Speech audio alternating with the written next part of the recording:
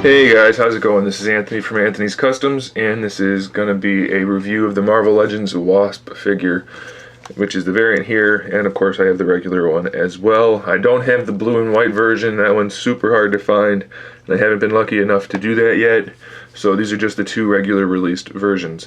The regular version is the black and yellow outfit. She's got this kind of wasp abdomen thing painted on there. There's no sculpt work for the pattern there. It's all just painted on. It looks okay. It's not too bad. It could be a little cleaner, a little tighter, but it is there.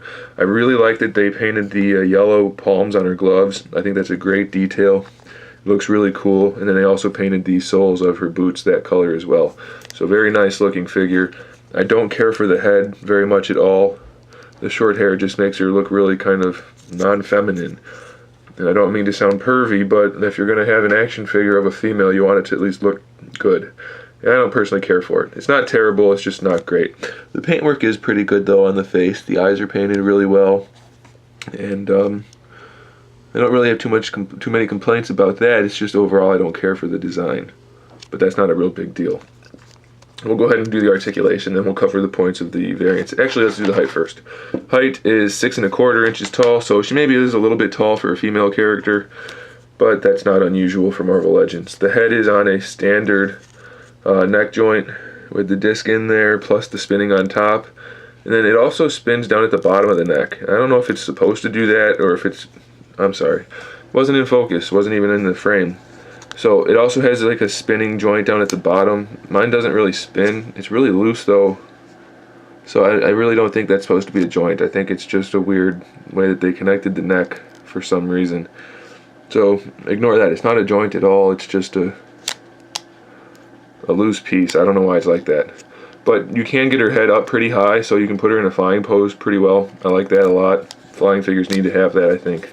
Standard ball joint shoulders. Full range of motion there. Bicep swivel built in, double jointed elbow, and a wrist pivot. She's got the diaphragm joint up here, which really doesn't accomplish anything that the waist joint doesn't accomplish. So really one of them would have been enough. I don't think we need both of those. It just ruins the sculpt a little bit. She's got the leg joints, the standard hip joints, but they're the bad kind that you have to rotate to get the legs to go forward. So they do have the motion there, but they're kind of a hassle. Thigh joint built in. Double jointed knee. She's got a shin swivel, which I don't like, but it's there, and an ankle joint. No other articulation for the feet due to the shoe sculpt. She has these wings that are semi-transparent. They articulate individually, so you can put them however you want. There's no paintwork on here. They're sculpted fairly well. Hopefully you can see that. I think it would have been nice to have a little bit of paintwork on there, though. It would have been a great addition. She also has the flight stand peg hole in her back, so you can get her in a flight pose. Okay, on to the variant. This one is in the red and black outfit.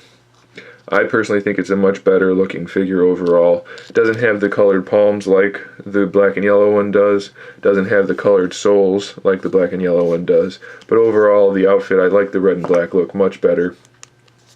And I like the head sculpt on this one much better as well. With the hair, it just looks much nicer, I think. There's nice paintwork on the hair, and again, the paintwork on the face is top notch. No complaints there.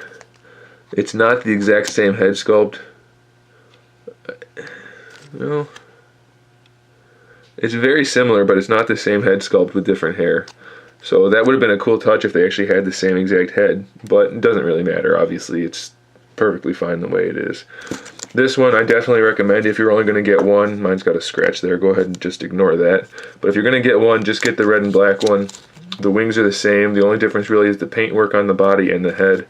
But it looks much better. But really, either one's fine, so it's up to you. If you don't have a preference, this one's much cheaper to find. This one costs more because it's harder to find.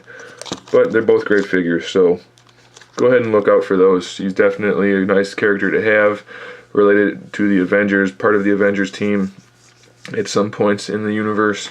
So that's when Yellow Jacket's not beating her up too much. Anyway, go ahead and look for those if you can. They're pretty cool figures. You won't be disappointed with them. And that's it for the reviews for today, just a couple. So thanks for watching. Keep an eye out for those new customs that I'll have done soon. And in the meantime, keep collecting.